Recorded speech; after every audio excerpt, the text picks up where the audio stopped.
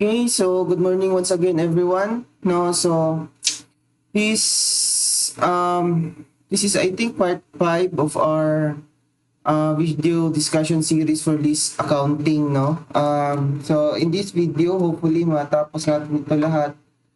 We will have the second part of the lease transaction examples. Okay, so yung first video natin nga masyado na siyang mataas kaya pinutol ko muna. Then let us continue with this additional examples. Okay, so our next example, okay, this is a scenario wherein what if the lease transaction has a purchase option and that the purchase option is reasonably certain. Okay, again, no, if we can remember the concept, purchase option is only considered in lease transactions if the option to purchase is reasonably certain. Kasi nga it is highly probable, okay, or reasonably probable na yung subject of the lease, okay, which is the asset being used by the lessee, is most likely, no, it would be acquired by the lessee at the end of the lease term. So that is why it is considered, okay, it is considered in every lease transaction. Okay, so the concept is, ang accounting treatment lang naman natin dito, okay, para mas madali natin siyang makuha, is that as if mayroong guaranteed residual value. So that means, kung parang may guaranteed residual value siya, that is this option to purchase, okay, this option to purchase is added to your right of use asset and lease liability.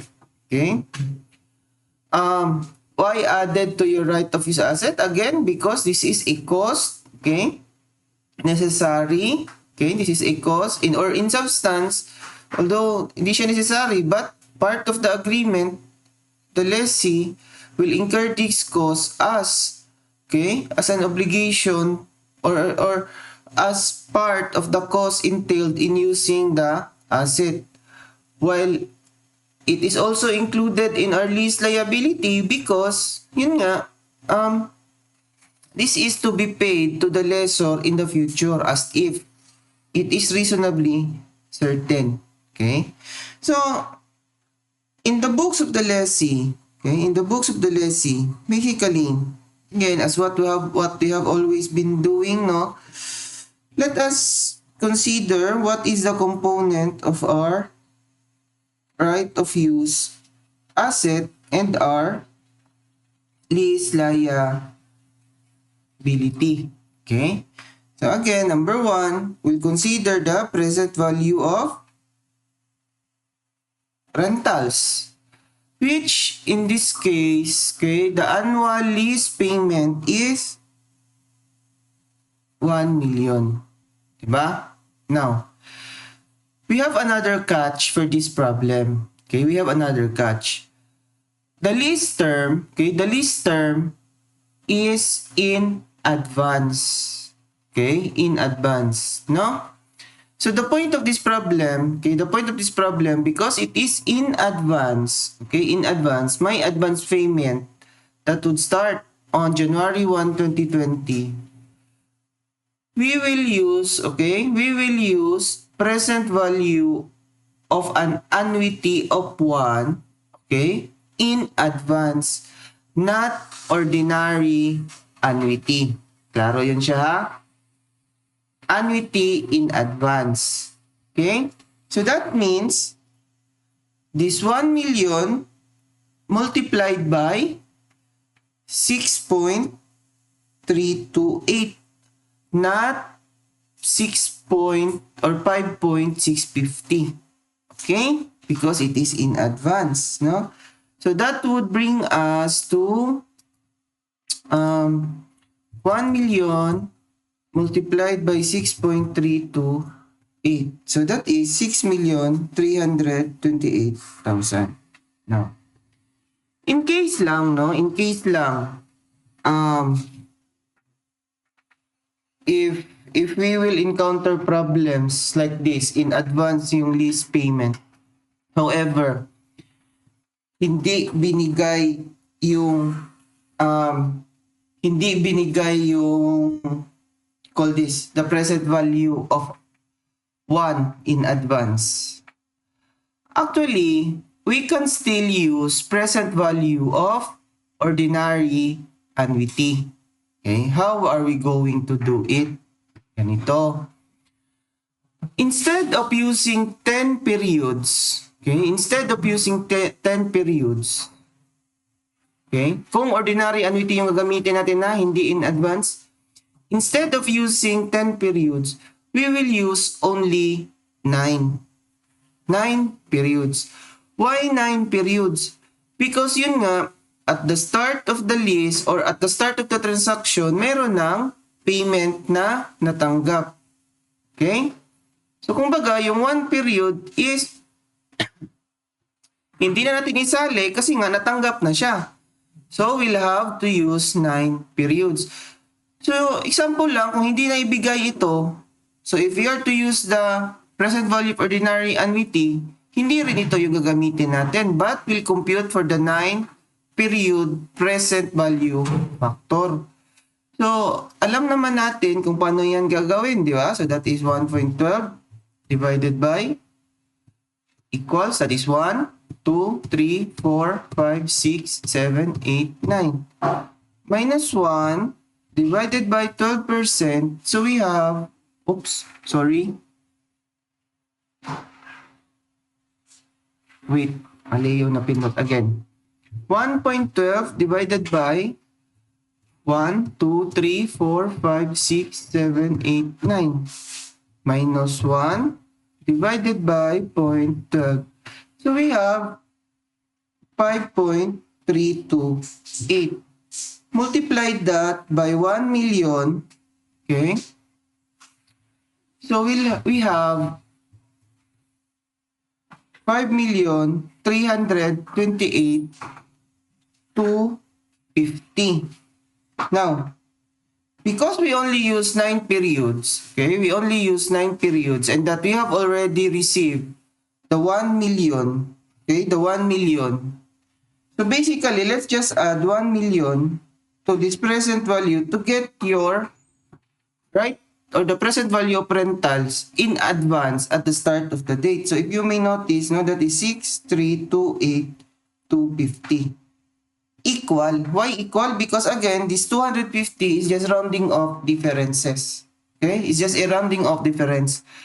So, yan yung method if we'll use ordinary annuity. In cases lang, okay? In cases lang na hindi na ibigay yung present value of an ordinary annuity. Yung present value of 1 in advance. Diba? Present value of annuity in advance rather. So at least, alam natin kung paano siya computed kahit hindi siya given. Okay? However, because given na nga siya dito, wag na nating pahirapan yung mga sarili natin. No? We need to be practical. In every exam, no, we need to be practical. Use what is given na. So, that is 6,328.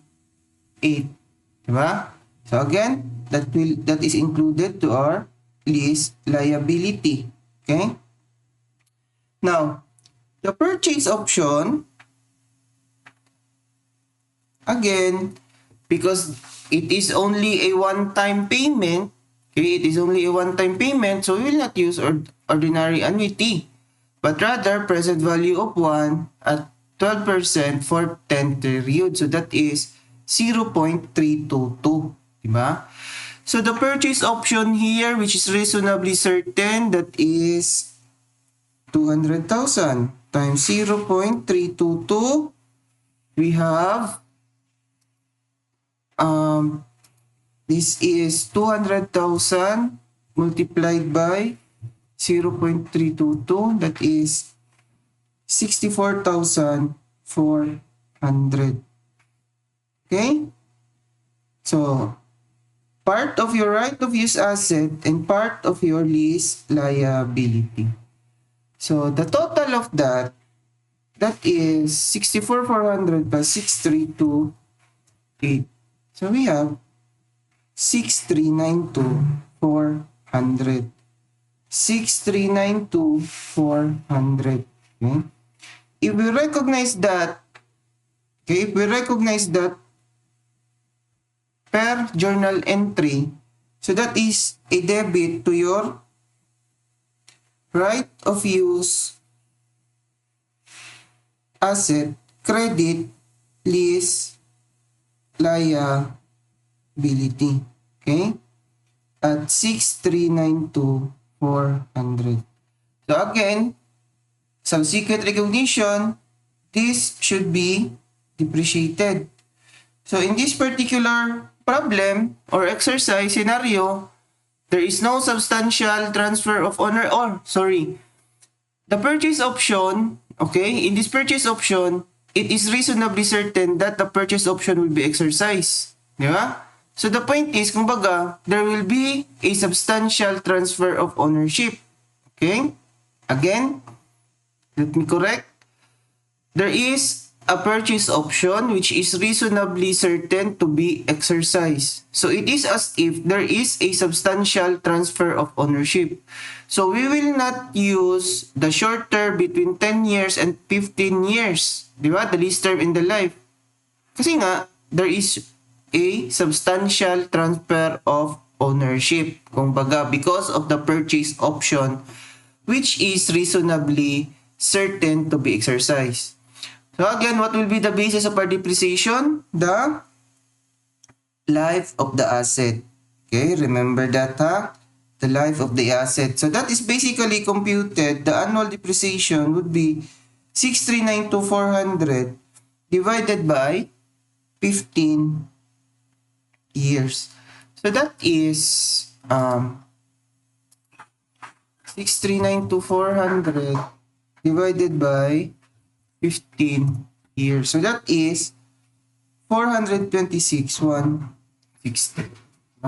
So sa amortization naman ng lease liability nito, same concept pa rin, yung gagawa lang tayo ng amortization schedule based on this lease liability, then multiply by the implicit rate, okay, which is hindi natin gagawin because previously we have already known how to make it, no? Actually, yung importanteng concept lang naman dito is that we should know na pag may purchase option, it is reasonably certain to be exercised, include to your right of use asset, and include to your lease liability. And that, in depreciating your right of use asset, will use life of the asset automatically. Not the short term between the lease term and the life, because again, there is a substantial transfer of ownership because of the purchase option, okay, which is reasonably certain to be exercised. Okay? So that is for this problem, no? So now, let us continue with our next scenario, no? So, in this scenario, there is this is also an example of an amendment, okay? There is an amendment of the lease agreement, which in this case, the amendment affects your, number one, your subject of lease, okay, which is in this particular case, this is the floor space from 5,000 square meters to 3,750 square meters, and there is also a change in kumbaga, there is a change in the annual rental. Okay? So under the guidance of IFRS 16, okay, if there is a change in scope, which basically, yung main point lang naman talaga dito is there is a change in scope, or meaning there is a change in the subject of the lease, di ba? And that, kumbaga, negative yung change, meaning pababa, okay? Hindi paakyat kasi nga from 5,000 square meters, naging 3,700 square meters na lang yan siya. Di ba? In general, it is to be treated as if there is a partial termination of the lease. Partial lang. Kasi nga, hindi buo na kinancel yung lease natin. Okay? So the point is, if there is a partial termination of lease, we should recognize any gain or loss on partial termination. Okay? That's number 1. We need to recognize any partial gain or loss on termination. Number 2, the gain or loss on partial termination is computed as the change or the changes or the amendment in the right of use asset. Okay? The difference between the change in the right of use asset and the lease liability. Why use the changes in both the right of use asset and the lease liability? Because kasi nga, if there is a change in scope, we need to reflect those change both in the right of use asset and the lease liability. Okay? We need to apply it. Okay? Apply it to the carrying amount of the right of use asset and lease liability on the date of amendment. Okay? Or effective the date of amendment. Okay? So let us illustrate that concept. Okay? So again, January 1 yung original lease term, no? So in the books of the lessee, okay? Let's try to compute first how much is the right of use asset initially, okay? And how much is the lease liability. Okay.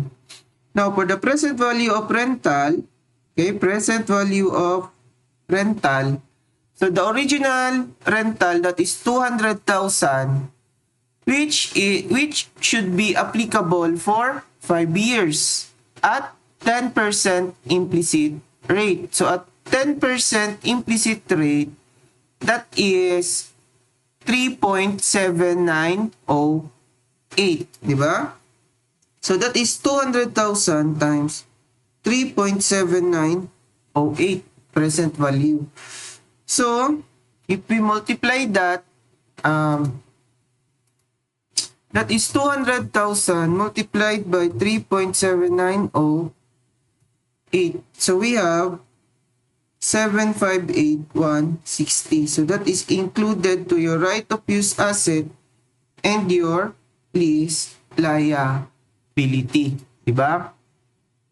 There are no other factors affecting the data except for the amendment. So this will be our right of use asset and lease liability. Now, depreciation. Okay? There is no substantial transfer of ownership. So meaning the shorter between the life. Okay? But in this particular problem, okay, hindi binigay yung life. Diba? So again, poproblemahin pa ba natin yan? So let's use the lease term. Okay? So, annual depreciation, that is 758,160 divided by 5 years. So we have 758,160 divided by 5. So that is 151,632. Diba?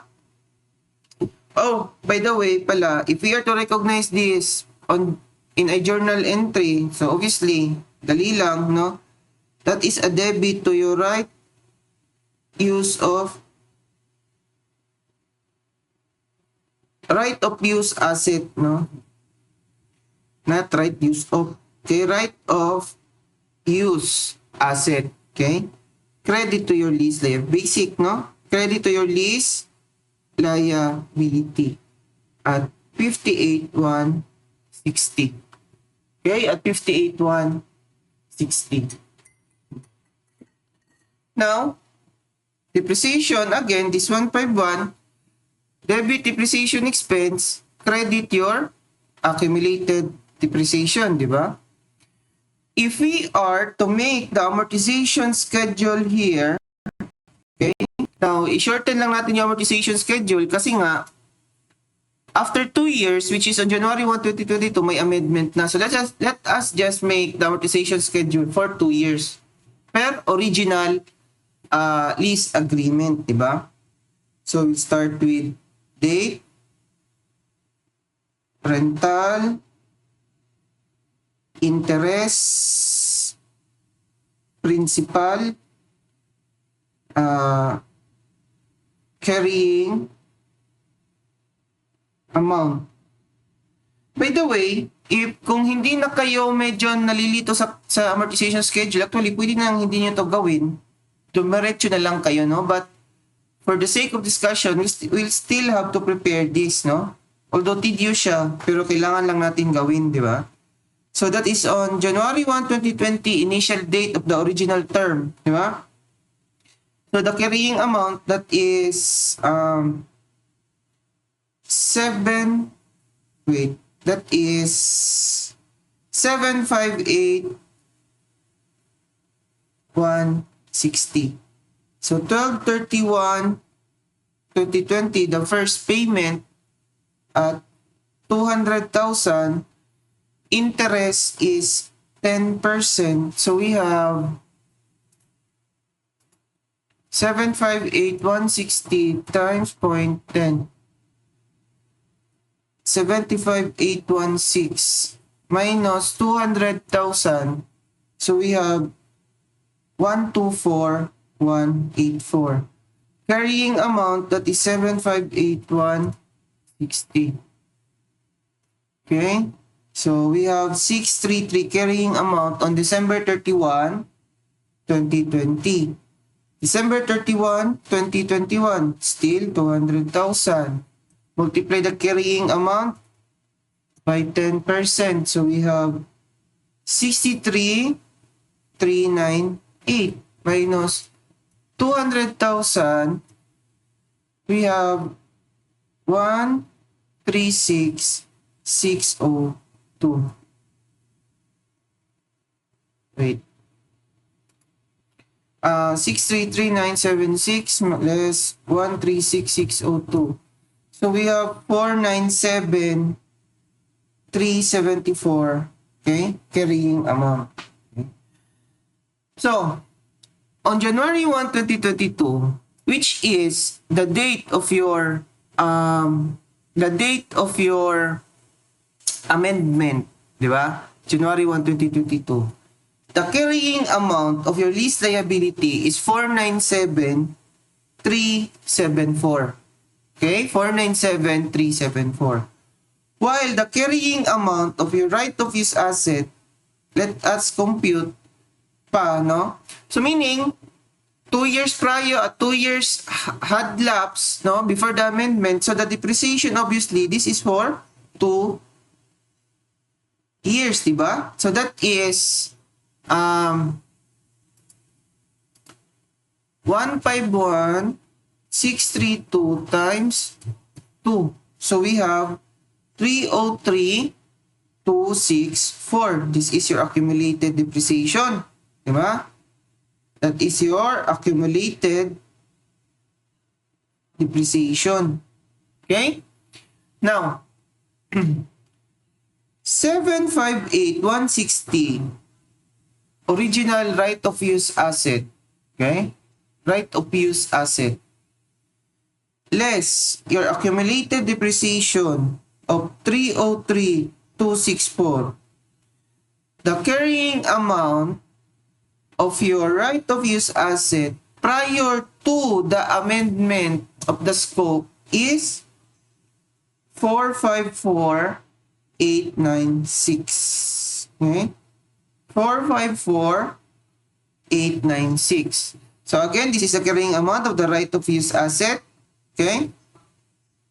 This is your lease liability. Okay? So, that is the first step, no? Determining the carrying amount of both the lease liability and right of use asset. The second thing we need to do is determine how much will be the change applied. And that is computed, okay? That is computed by applying the percentage of change per scope change. So that means, ang scope change natin dito, this is the difference between the original floor space and the revised floor space. Di ba? So the point is, the original floor space that is 5,000, okay? 5,000 square meters. The revised is 3,750. Diba? So the change basically is 5,000. Sorry. The change is 5,000 less 3,750. So we have 1,250 change now. This 1,250 divided by the original scope or subject of the lease. So the percentage change is 25%. This 25%, ito yung i-apply natin na change in the right of use asset and lease liability applied to the carrying amount. So that is, if this is your right of use asset, then multiplied by 25%. And if this is your lease liability, okay, multiplied by 25%, we have a change in the right of use asset at 454,896 times 25%, 113,724. While your lease liability, that is 497,374 multiplied by 35%, that is 124,344. Yeah, rounded off. Okay? Rounded off.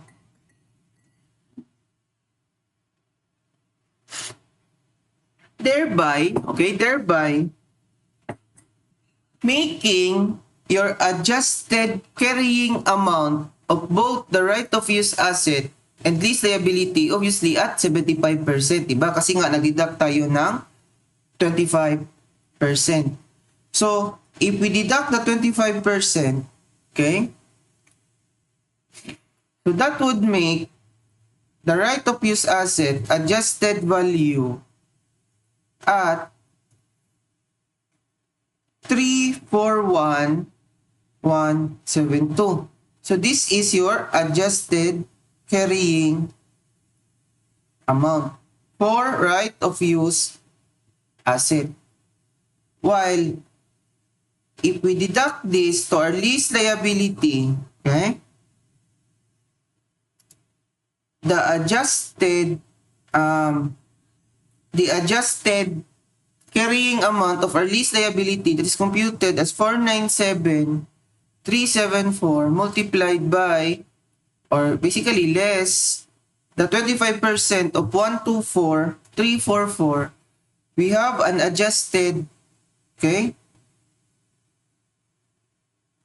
adjusted carrying amount of your lease liability at 373,030. Diba? That is how it is, no? So how are we going to record it? Okay? Recognize the adjustment.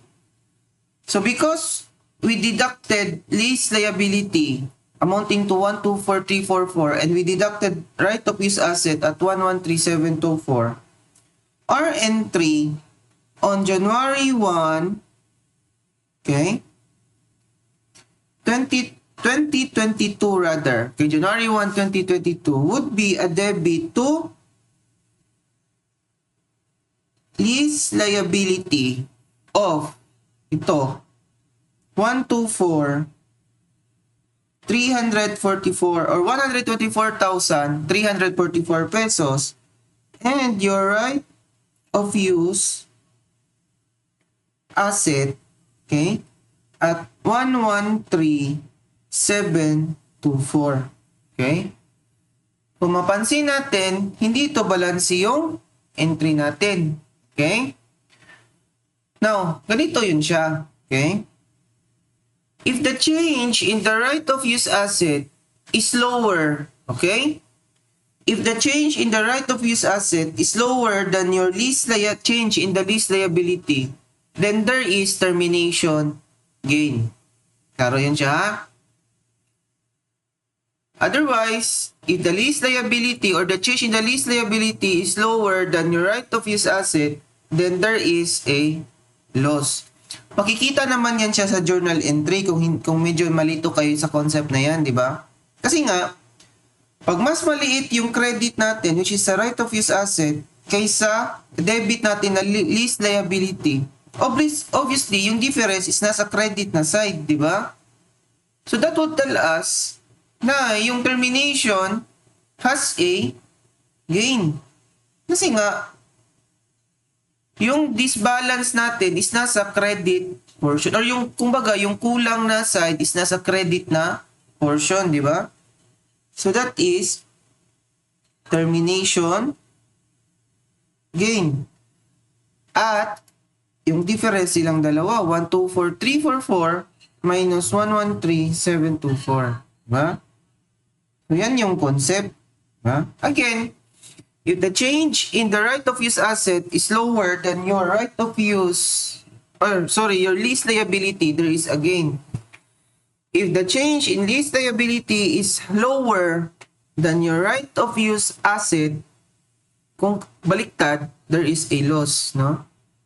Kung medyo malito pa kayo, hindi nyo pa masyadong ma-familiarize yan, tingnan nyo ang journal entry. Kung yun nga, kung mas malaki ito, mas maliit ito, obviously there is a gain. Kung mas maliit ito, dito sa credit side yung mas malaki, debit yung dadagdagan natin, obviously there is a loss. Yan yung practical guiding concept dyan, di ba?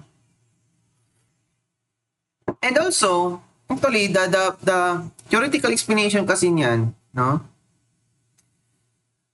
Yun nga, pag yung natanggal sa iyo na utang is mas malaki kaysa natanggal mo na asset, obviously, ano yung effect sa iyo? 'Di ba mas kumita ka? Kasi mas malaki yung utang na nawala sa iyo kaysa kumbaga in concept, mas malaki ang utang na nawala kaysa asset na binigay. 'Di ba? Gain on your part. Pero pag mas malaki yung asset na binigay mo kaysa utang na nawala, obviously, loss on your part. Yan yung most precise theoretical explanation yan. Pero yan nga, pag hindi nyo pa yan masyadong makuha pa, okay, na concept, gauge your journal entry. Okay? So, now, we have already adjusted our right of use asset and our lease liability. Diba? With this change in scope. Yun nga, 341,172,373,030. But because there is also a change in the annual rental, diba? Ito nga, 100, this is 150,000 na change. We need to compute for a new lease liability naman. So after determining your adjusted carrying amount of the lease liability, compute for a new lease liability using the new rental payment at a new implicit rate. Diba? So if we are to compute that, our new rental payment, that is 150,000. Diba? Well, the new implicit rate, that is 8%. So, ang present value factor niyan, that is 2.5771. Diba? That is 2.5771. So, if we multiply that, okay, 150,000 multiplied by 2.5771, our lease liability, okay, should be 386,565. Diba? Our adjusted carrying amount of lease liability, okay, adjusted carrying amount of lease liability, we have 373,000, okay, 030. While the new lease liability per new rental payment, applying the new implicit rate, we have 386,565. So, anong nangyari dito? From 373, dapat 386. We need to increase our lease liability. Okay? Again, let us repeat. Pagka medyo nalilito na kayo, no? So, after amending the scope, okay, we computed for the adjusted balance of the carrying amount of the right-of-use asset and your lease liability. Kasi nga, there is a change in scope from 5,000 to 3,750. However, with that effect, kasi nga, in conjunction with that effect, nag-change din yung lease rental or yung annual rental payment. So the point is, aside from the change in scope, meron ding change in rental payment. So, we need to effect, okay, the change in the lease liability.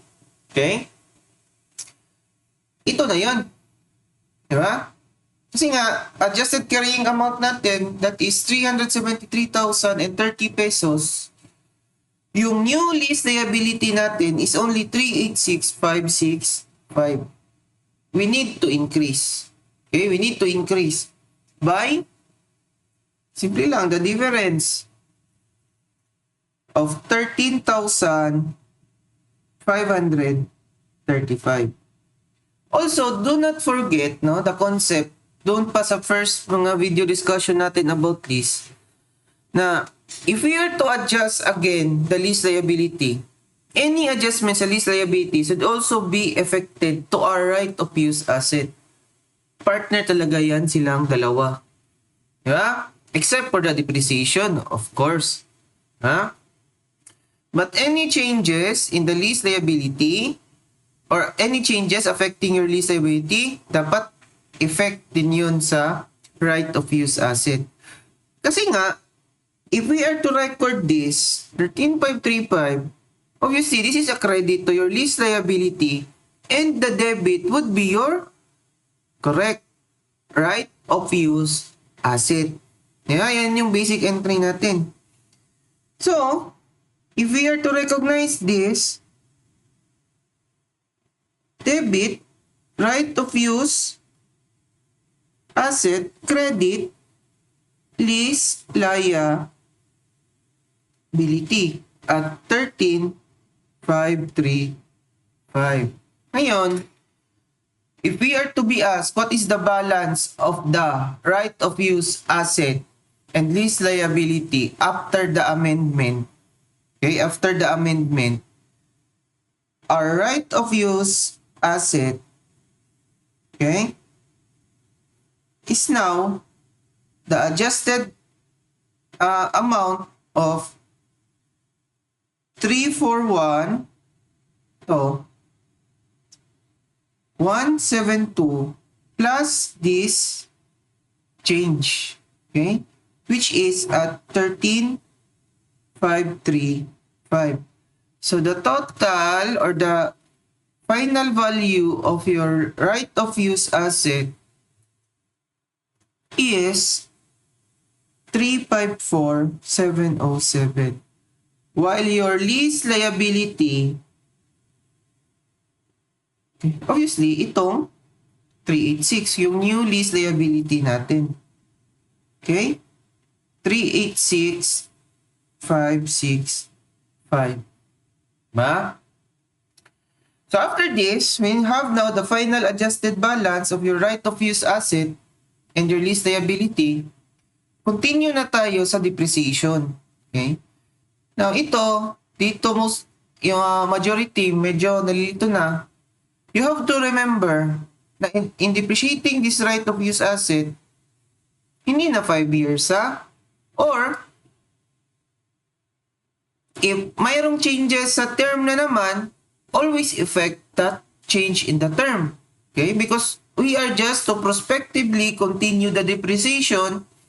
We are just to prospectively continue the amortization of the lease liability, but of course, using na the new implicit rate at 8%.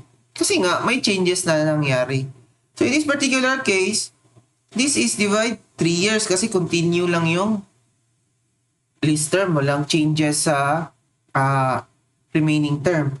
And this 386565, we will amortize this using the effective interest schedule using na the 8%.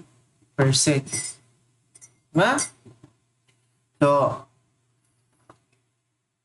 that is how we treat it if there is a change in scope. Okay, if there is a change in scope. So, that is for our second scenario. Okay? So, let us have our next scenario for lease transactions. Okay? So, this time, our scenario, let us focus on the lessor's perspective na naman, no? So, this is an operating lease. Okay? The part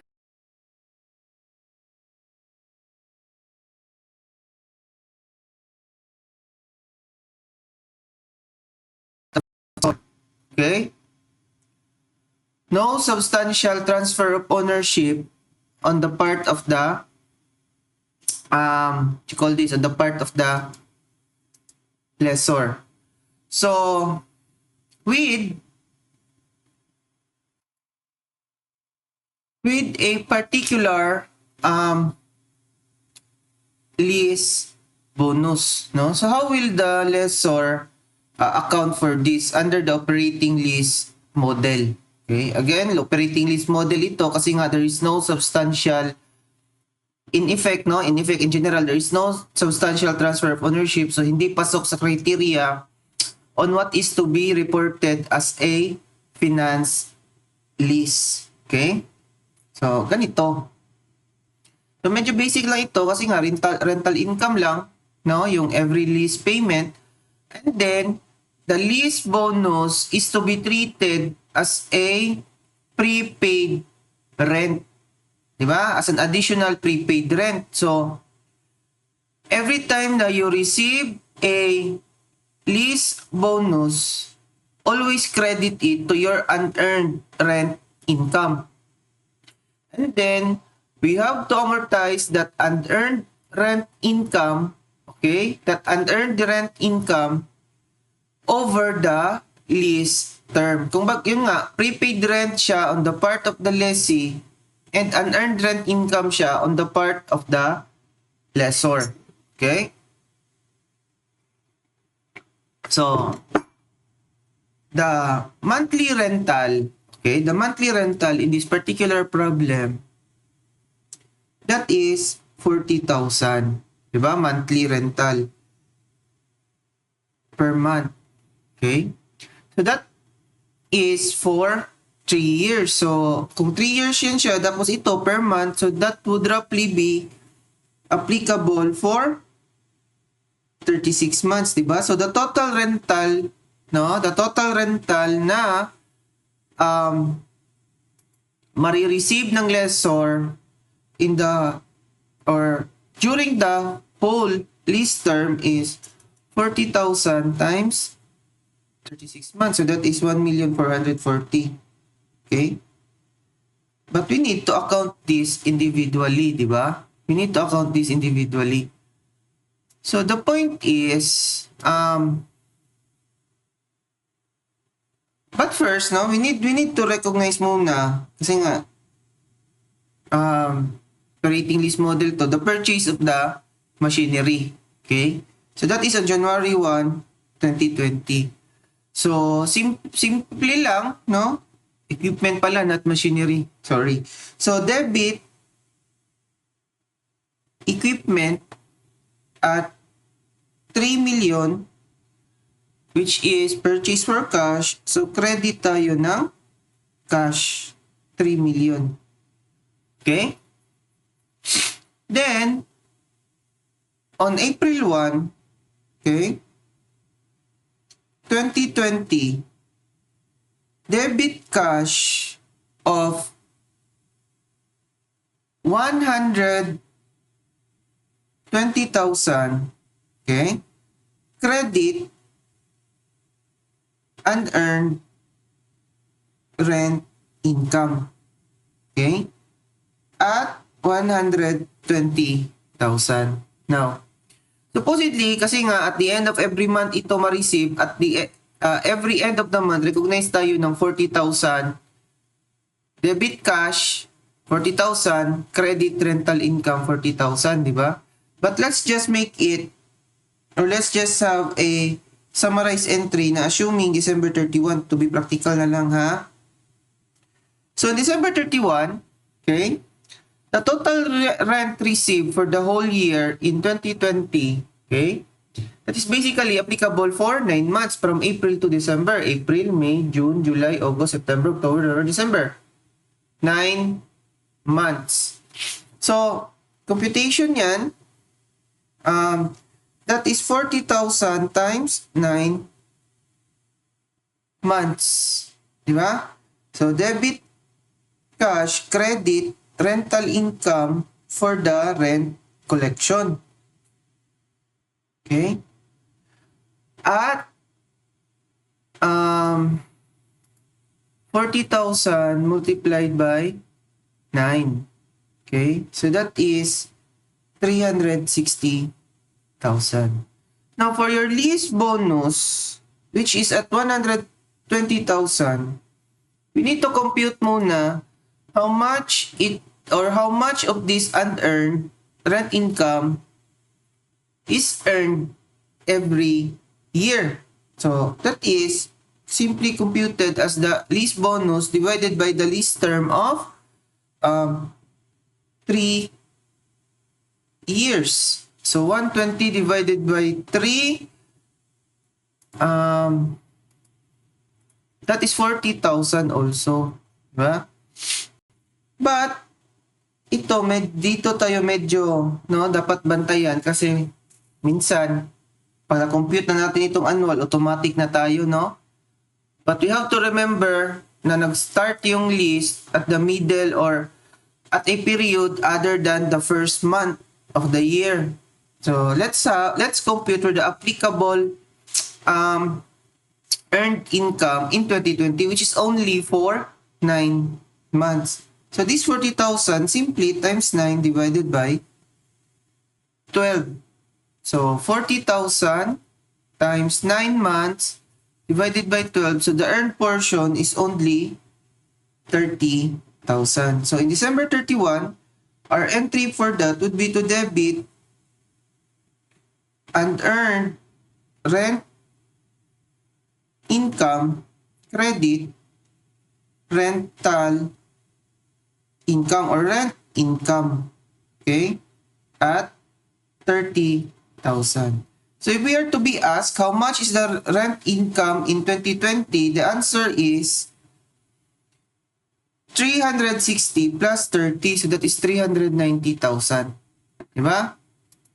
Now, for this 20,000 na executory cost, again, this is outright expense by the lessor. Okay? So, ang entry lang natin dyan, simply debit, repairs, and maintenance expense. Okay? Maintenance, credit, cash at 20,000. So, that is your entry for 2020. Subsequent year, okay, subsequent year, regular annual na kasi makakover na natin yung 1 year. So that is, if this is for 2020, di ba? For December 31, 2021, debit, cash, credit, rental, income at 40,000 times 12. 12 months. Diba? So, 40,000 times 12. So, that is 480,000. For your lease bonus, okay, for your lease bonus, debit, unearned rent, income, okay, credit, rental, income, at 40,000. Per computation natin kanina na yung 1 year na kasi mako-cover na yung 1 year. In December 31, 2022, same entry. Okay? Now, again, yung lease term natin, matatapos ito, supposedly, this is April 2021, that is the first year. April 2022, that is the second year. Diba? April 2023, end of the lease term. Diba? So, yung next entry natin after 12/31/2022 would be 12/31/2023. Diba? April 2021, again, first year. April 2022, second year. April 2023, third year. Okay? So the point is, not 12/31, but rather,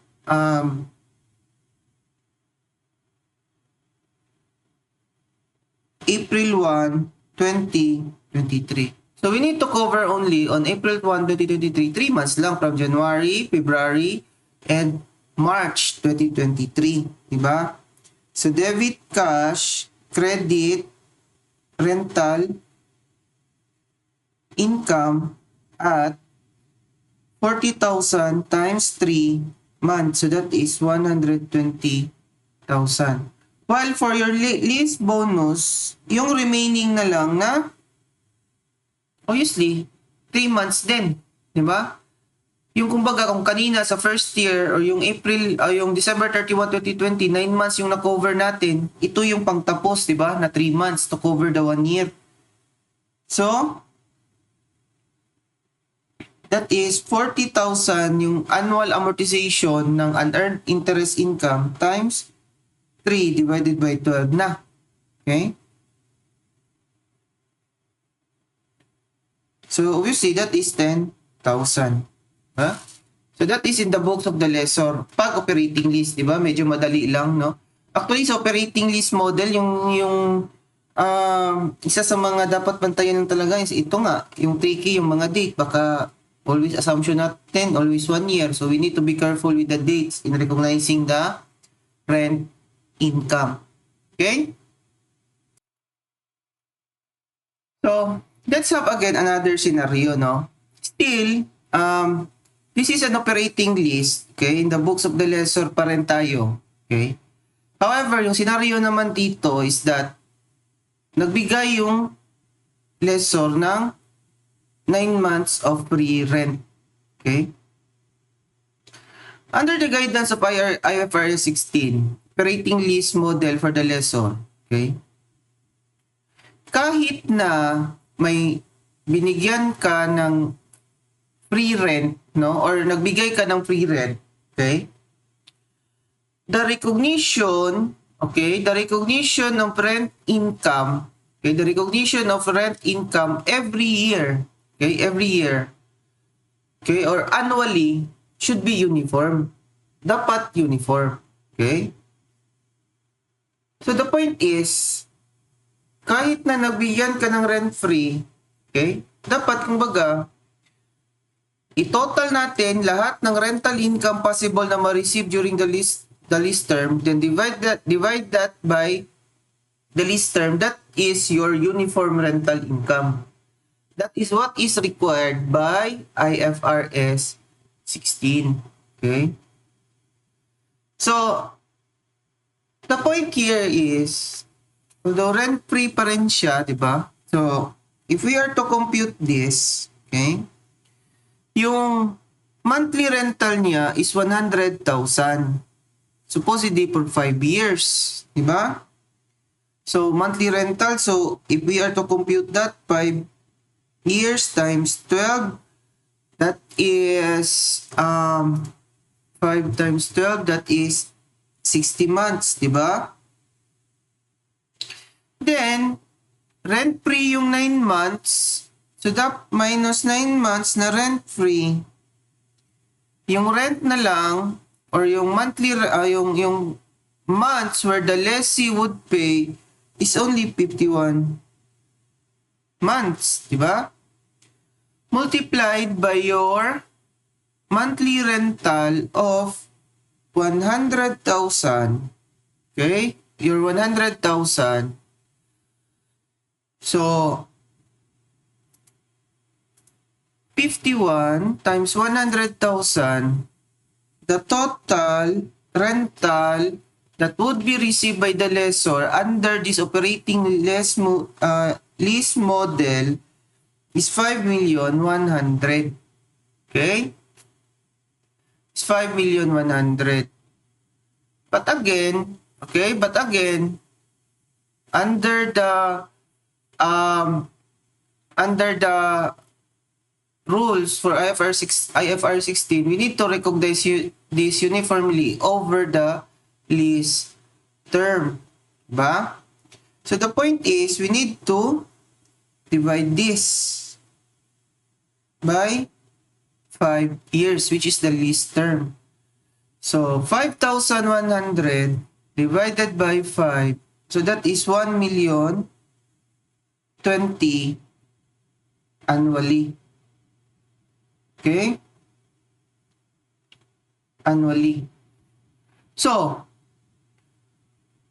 the first year, which is December 31, 2020, kasi nga April na receive yung rental. April, kumbaga, nag-start yung rental. Okay?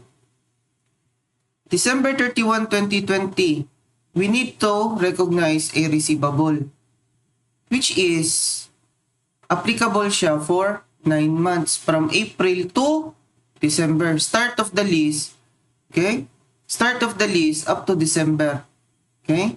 So 1,020,000 annual rental that should be recognized times 9 divided by 12.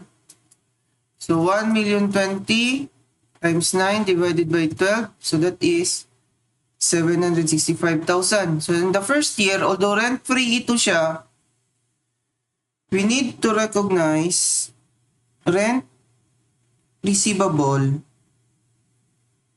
rent or rental receivable or rent receivable, rental income at 765,000. Okay? In December 31, okay, 2020,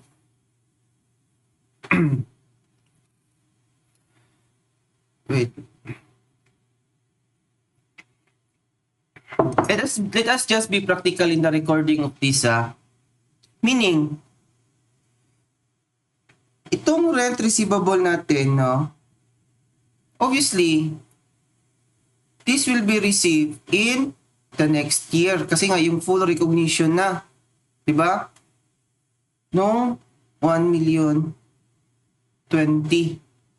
Diba?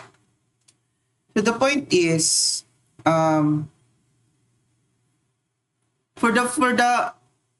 kumbaga, beginning January 1, 2021, yung marireceive natin na rent,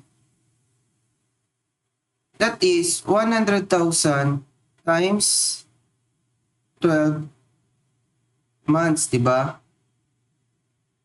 So that is 100,000,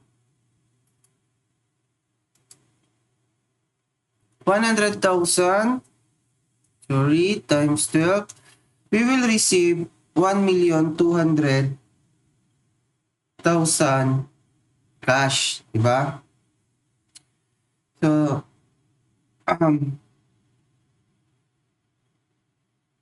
the point is ganito. The entry is debit cash at 1,200,000, no? Credit your rental or rent income at 1,020,000, yung uniform recognition natin annually. Diba? 1,020,000. Then credit your rent receivable. Ito, na mayroon kang 765,000. Yung applicable sa 9-month period. Diba? Pero, yun nga, partial lang kasi 765 to, tapos 180,000 lang yung difference between the two. Diba? Between the rental income and your cash received na 1, 2. Okay? Then, on December 31, 2021, okay? Ay, wait, sorry. This is not December 31, 2020, but rather, okay, let me correct ka. The next year, December 31, 2021, so this is December 31, 2022, okay? So, the next year, okay, same entry pa rin tayo. Cash, kasi nga, regular na yan siya. Rental income, okay? Credit your rent receivable. Okay? 1,200,000, 1,020,000, 180. Okay? Next is December 31, 2023. Okay? 5-year to, no? Sige. So let us just, para malaman natin, no? Rental income.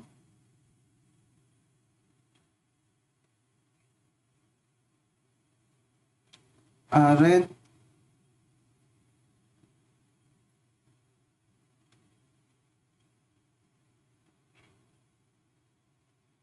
Receivable.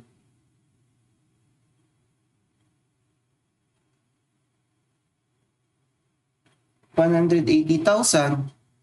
So, next, December 31, 2023, we have cash, then rental income, rent receivable. Balik-balik lang yan, no? Okay. So,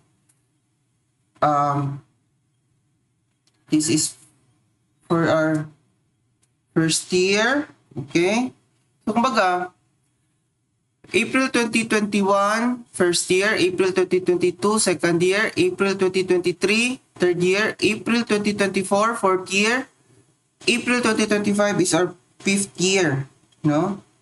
So, December 31, 2024, same pa rin, cash, rental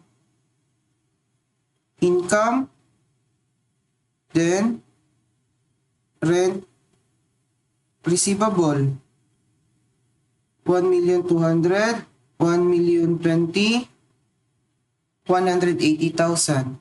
And lastly, yung year natin, yung last year natin para sa lease, or last month, or last term, would be on April 1, 2025. So, we'll have to only debit 300,000 kasi nga from January, February, and March. Diba? So that is 300,000, 3 months lang, 100,000 annually.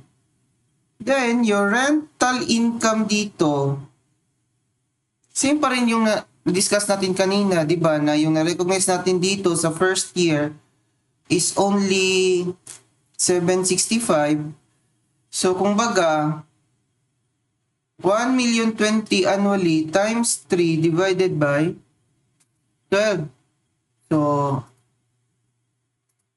1,020,000 times 3 divided by 12. So, that is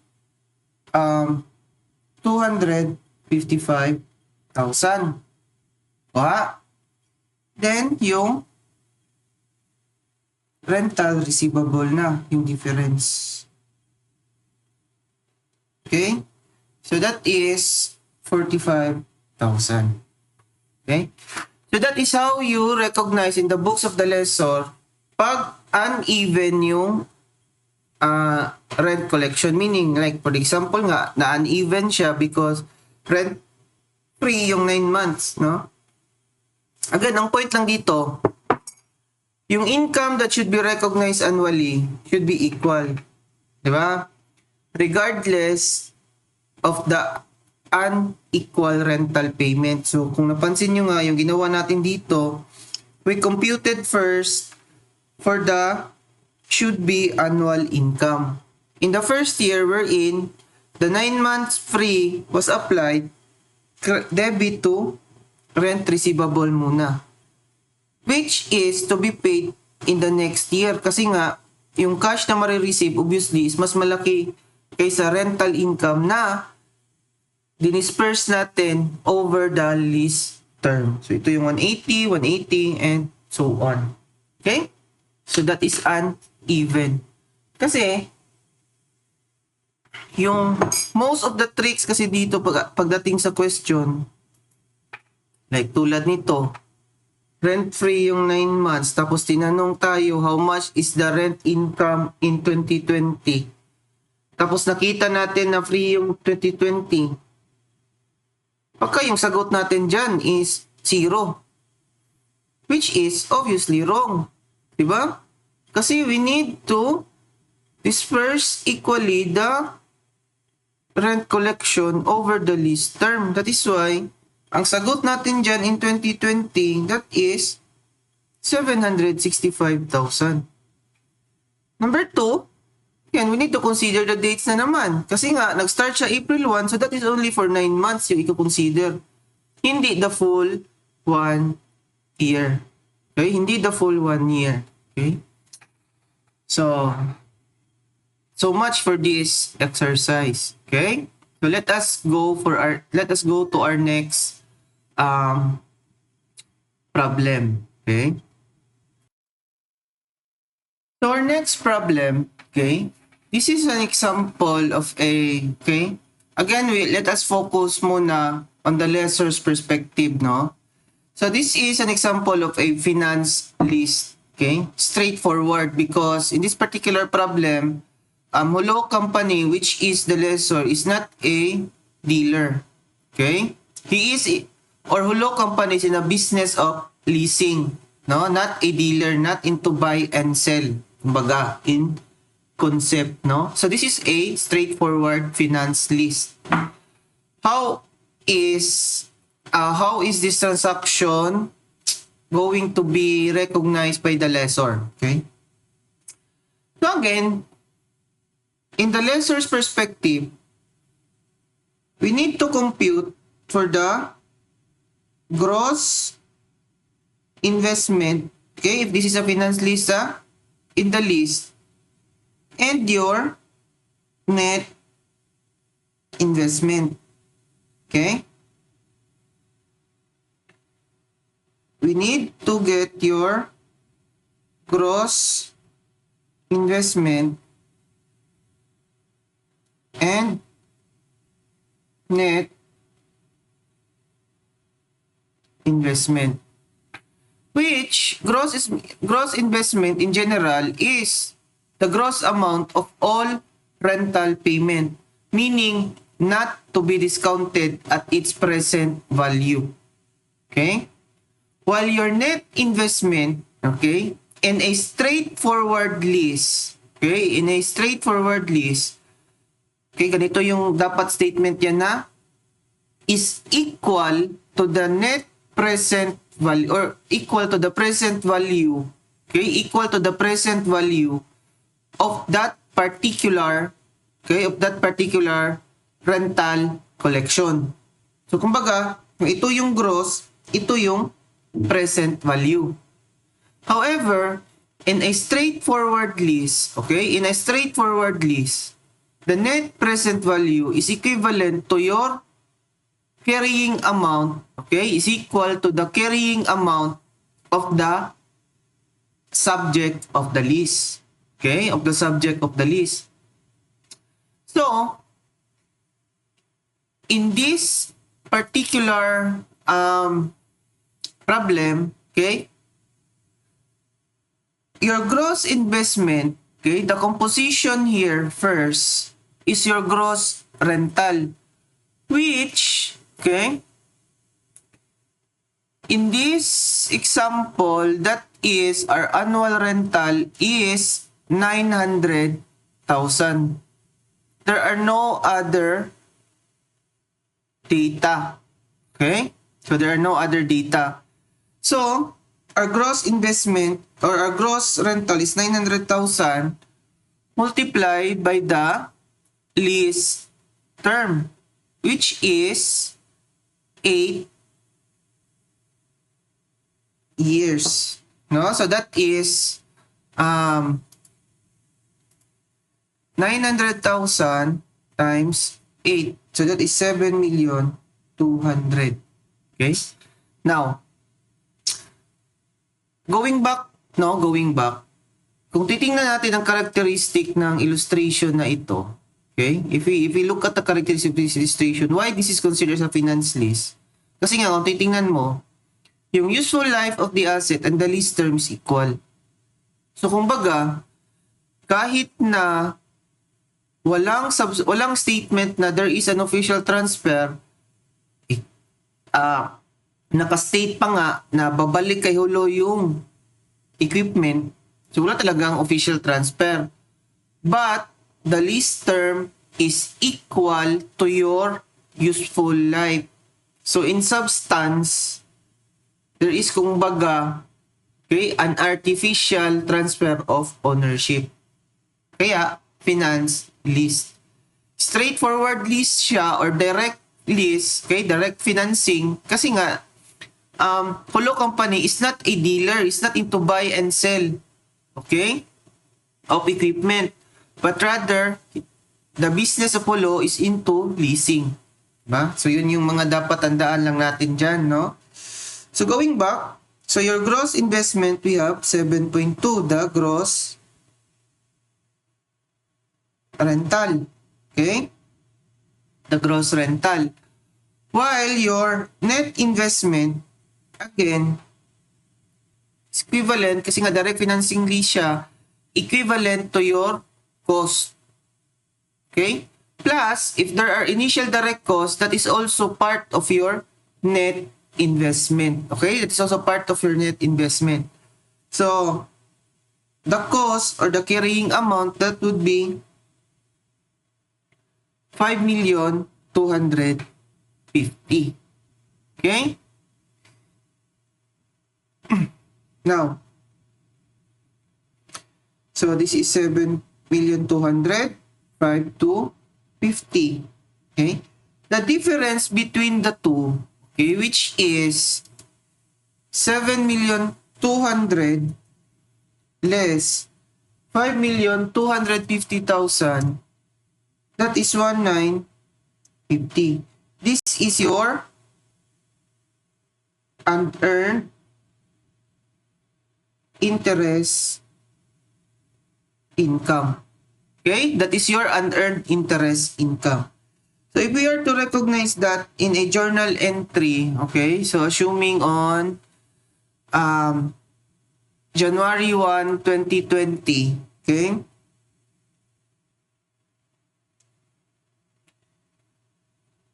your entry would be to debit lease receivable, okay, at gross investment which is 7,200,000, okay? 7,200,000, credit your equipment at 5,250,000,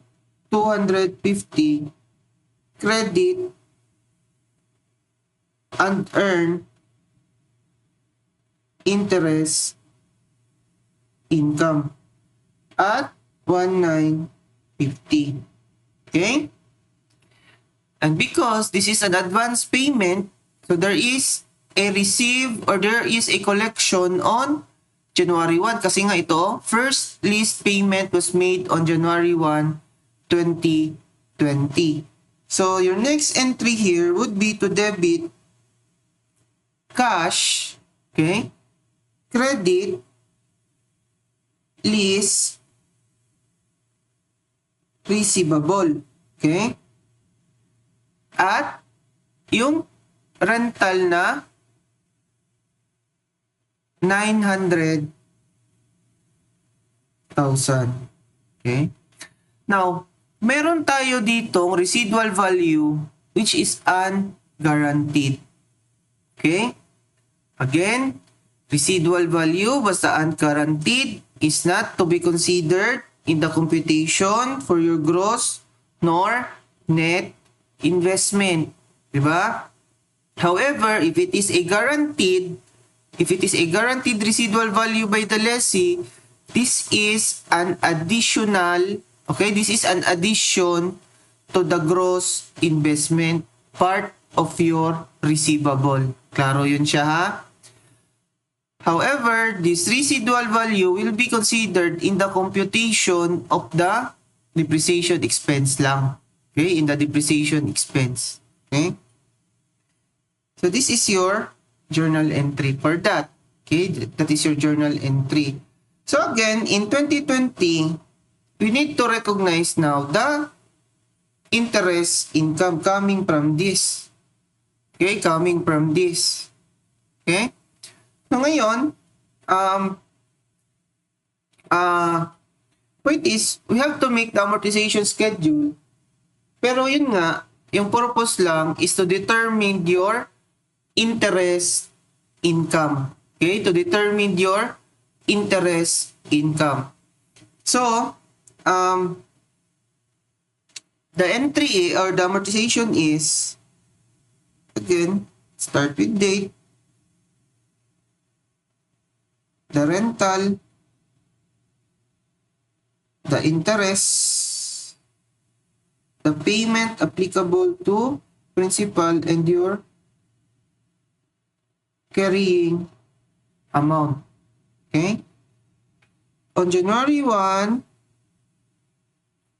2020, okay, the carrying amount obviously of your lease receivable is 7,200,000 minus 900 kasi nga may payment na nangyari, di ba? Advance payment.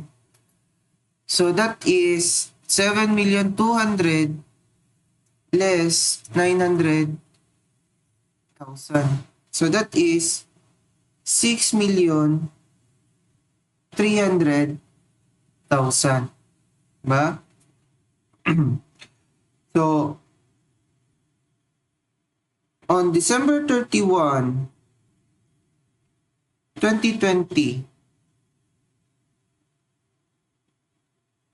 okay,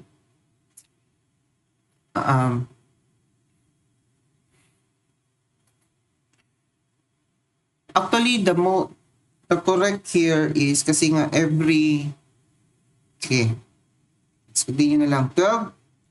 12/31/2020. Your interest for 1 year, that is 6,300,000 times, obviously, times 12%. So that is 756,000. Okay?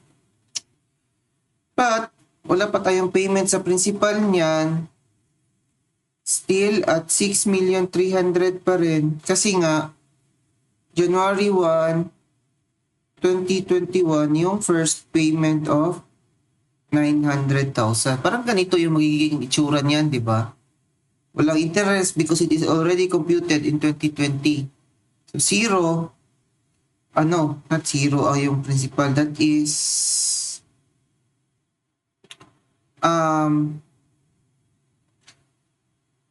let's just, so that it can be easily, lang. Let's just use this, okay? So, wait.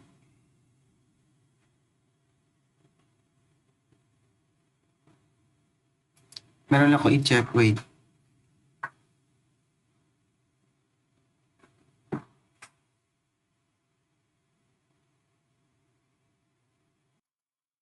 Okay. Sorry. Nalito ako, wait. Hindi ito 6.3 yung carrying amount natin dito, but rather the present value or equivalent to the cost of the equipment, which is, that is 5,250,000. Okay, sorry. So, 5,250,000 multiplied by 12%.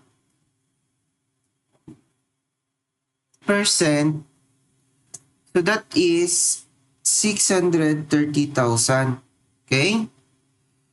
Then, the principal, okay, 900,000 minus 630. So, we have 270,000. Less that to your 5,250,000. So, we have 4,980. Okay? Basically, that is what your amortization would look like. Assuming continuing natin yan siya, no? Now, again, we have to be careful with this kasi nga tulad kanina, medyo nalito ako. Yung carrying amount natin dito, yung input obviously is your present value or your net investment. Okay, not your gross. Kasi nga, yung purpose natin dito lang sa amortization schedule is to compute for your interest income. Kasi nga, you are the lessor. Okay, you are the lessor. So, in December 31, 2020, our journal entry for this would be to simply debit unearned interest income, okay? Credit interest income at 630,000. Okay, at 630,000 now. On January 1, 2021, the first or the second rental payment, kasi nga January 1, 2020 yung first, the entry is simply to debit cash, credit, lease receivable, okay, at full amount 900,000. Diba? So, yan yung natin dyan, journal entry. Okay? So, yan yung pag-direct finance list. Okay? Yan yung pag-direct finance list. Kumbaga, dapat alam lang natin yung distinction when to use sales type list or direct finance list. Ito, hindi siya dealer, kaya direct finance list yung ginamit. And we should know the concept kung ano yung gross investment, ano yung net investment. So again, the point is, yung gross investment natin, yan yung gross rental to be collected. So kung mayroong mga fair value guaranteed, add to your gross investment at gross amount. Okay? Then yung net investment natin, basically yan yung present value niya. Or in this particular case, kasi nga direct financing lease siya, the present value is equivalent to the cost. Okay? Then pag may initial direct cost, that is added to your net investment. Okay? That is added to your net investment. Okay? So, that's it, no? I will end this video discussion muna kasi medyo mahaba na. Then let us continue with the final examples, okay? In the next discussion video. So last na talaga. So medyo mahaba talaga yung list, no? Medyo mahaba siya. Okay?